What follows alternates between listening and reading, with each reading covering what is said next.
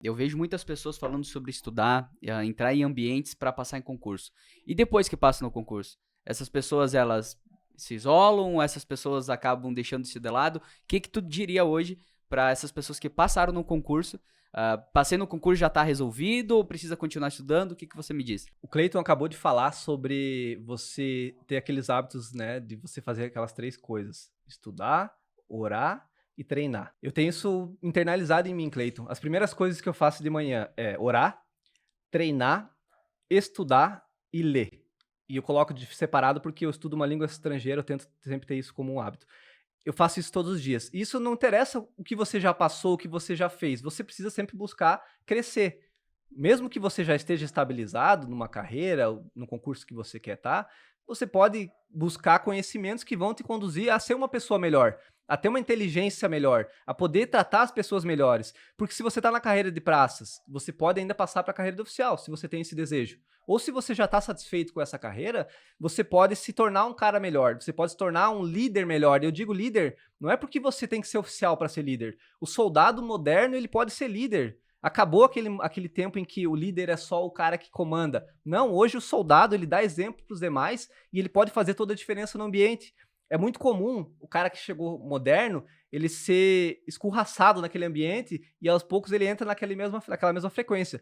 Eu dou aula para os alunos aqui do curso de formação de praças e eu falo muito isso para eles. Quando vocês terminarem o curso de formação e chegarem no ambiente, seja aquele cara que faz a diferença. Aquele cara que mostra para os outros com exemplo. E eles podem até não gostar no começo, mas aos poucos eles vão ter vergonha de ver você moderno fazendo e eles não fazem. E aí, aos Uau. poucos, quando vê o ambiente todo tá migrado para aquele ambiente de produtividade e resultado. A liderança é algo que é conquistado. Eu lembro no meu curso de formação de sargentos, eu era o mais novo, eu tinha 20 anos. 19 para 20. Piá, menino. E lá tinham militares que tinham ido pra missão no exterior, missão de paz. Então, cara, eu era chibateado. Os instrutores me chibateavam e os meus próprios colegas, os outros militares, me chibateavam dentro do curso. Só que em pouco tempo, pelo fato de ter essa mentalidade de dar o melhor, em pouco tempo eu comecei a ganhar admiração dos caras, dos meus colegas. Que eles achavam, esse menino aí tá falando, imagina, 19 para 20 anos, piá, garoto. E eles tudo lá, missão no exterior, Rio de Janeiro, e Força de Paz daqui. Eu falei, caraca. E eles aqui. Então, pra mim, era muito difícil o curso de formação de sargento, porque eu ia pra instrução, o instrutor pegava no meu pé porque eu era muito novo. Eu ia pro alojamento, ia pro descanso, tinha o meu colega pegando no meu pé. Só que ser disciplinado e dar os 200% fez eu começar... Tiveram as primeiras provas, eu era o cara que ficava no alojamento estudando. Era o 01 da turma, de nota. Eu mandava bem na parte física. E eu comecei a ganhar admiração dos caras. Então, o cara que... Qualquer pessoa... Ela consegue chegar no lugar, se ela for boa, ela consegue conquistar a admiração, porque a liderança é algo que você conquista. A liderança não é um título. Você pode ser o primeiro-tenente, pode ser o capitão, isso não te faz você o líder. Você pode ser o dono da empresa, isso não te faz o líder. A liderança é um negócio que é conquistado, a pessoa deposita, ela fala assim, ó, eu quero ser liderado por você. E o líder, ele tá disposto a servir. O maior exemplo de liderança foi Cristo, e ele servia muito. Como que eu aprendi isso? Quando você tá numa operação que tem um risco real, você tá ferrado mentalmente, emocionalmente, fisicamente, e mesmo assim você tá pensando no teu subordinado. Você tá falando, cara, será que esse cara tá bem? Aí tu percebe que é liderança, onde que você já começa a esquecer um pouco de você e você começa a olhar para as pessoas que estão à sua volta se elas estão bem. Acho que aí tu alcançou o ápice da liderança. O primeiro nível é se liderar, para você conseguir alcançar esse nível de disciplina. E o segundo nível é quando você passa a servir os outros de uma maneira assim, ó, você tá dando 200%, o máximo da tua energia, o máximo do teu potencial para servir as pessoas. Perfeito, Cleiton. A gente trabalha muito isso no Corpo de Bombeiros. A palavra já diz, corpo, é um corpo. O Corpo de Bombeiros é isso mesmo. A gente une muito. Durante a formação, a gente trabalha essa união. Um trabalha pelo outro. Por quê? Na hora da ocorrência, do incêndio, na hora de um salvamento, é uma equipe. Se um comer bola, se um cometer algum erro, todos pagam. Inclusive, os nossos cursos, eles têm várias imersões que são voltadas para trabalhar essa parte psicológica, que o todo depende de cada um. Se um falhar, todos podem morrer. Inclusive, tem provas que todos morrem, justamente para trabalhar isso, para que ele entenda. A gente tem uma prova, num curso de resgate veicular, em que o cara morre durante o simulado, e aí depois ele vai entrar num velório. Ele entra num velório, uma sala escura como essa, com um caixão, de verdade. E lá dentro do caixão, ele vai olhar lá, e o que tem lá? um espelho. Ele se enxerga ali dentro. Eu passei isso 2 vezes no curso de praça e no curso de oficiais. As 2 vezes eu chorei e as 2 vezes eu ainda me arrepio em falar sobre isso. Porque isso mexe tanto contigo que você sabe que você precisa da tua vida, você precisa cuidar não só de si, mas dos teus companheiros também.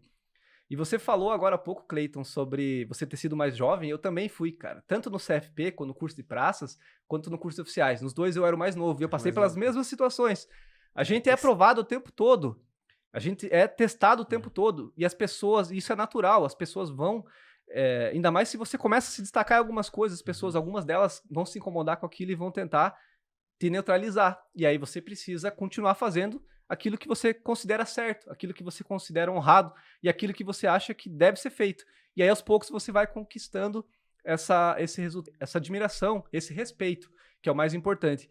No CFO, eu fui o primeiro colocado do CFO. E por que eu falo isso? Não é pra dizer que eu sou muito bom, que eu sou muito melhor. É o 01, pô. O 01 é bom mesmo, pô. Não é isso, cara. Não tem nada disso. E muito menos que eu era o mais inteligente, porque a minha turma tinha caras fenomenais, fantásticos, inteligentíssimos. Engenheiro mecânico, engenheiro elétrico, enfim, os caras mestrado, os caras muito bons, extremamente inteligentes, mas o que fez a diferença, o que fazia a diferença não era ser o mais inteligente. E é isso que a gente precisa deixar claro para as pessoas. Não é só o mais inteligente que vence, mas é o cara mais disciplinado, é o cara mais focado, é o cara mais determinado. E isso eu não posso negar. Isso eu fui durante o curso de formação de oficiais. E aí, quando tinha provas, o CFO é uma rotina extremamente desgastante. Você está o tempo todo cansado, porque você está estudando o dia inteiro, prova física, prova intelectual, quase todo dia tem provas, e aí você chega no final do dia, você está esgotado. E aí a maioria das pessoas faz o quê? Vai dormir, deixa de fazer, e aí outro dia tem prova e acaba não indo tão bem. O que eu fazia para ter um bom resultado? Mesmo cansado, mesmo esgotado, eu chegava em casa e eu estudava. E aí, quando eu estava muito cansado e que eu não conseguia mais estudar, eu acordava às 4 da manhã, às 3 da manhã, no dia seguinte, e estudava antes da prova. E aí, no final das contas, o que vence realmente é a disciplina, é a determinação, e não só a inteligência. Olha só. E, Thiago, deixa eu pedir pro Cleiton antes, eu quero pedir para você hoje quais os 3 hábitos que você falaria para a pessoa que todo mundo que quer passar num concurso público precisa ter? Os 3 hábitos para passar no concurso público. O primeiro deles, fazer atividade física. Não tem como passar sem atividade física. A tua vida toda vai melhorar se você fizer atividade física. Segundo deles, leitura. Leia, mesmo que não seja relacionado ao concurso. Aprenda. Todos os dias aprenda alguma coisa diferente, aprenda uma coisa nova. E o terceiro deles, tenha consistência. Tenha consistência naquilo que você está fazendo. Todos os dias, faça mesmo sem vontade. Se você se programou para fazer, faça, não deixe de fazer. Essas 3 coisas vão fazer você ter o resultado e você ser aprovado. Pode levar um pouco mais de tempo, um pouco menos, dependendo da tua bagagem, mas com certeza o resultado vai chegar. Oh, perfeito. E Thiago, vi você falando muito de livros, né? Que os livros mudaram a tua vida, mudaram todos os teus resultados. Hoje, se você fosse também resumir aí, quais seriam os 3 livros que você indicaria para quem quer passar no concurso, para quem quer ter essa alta performance aí?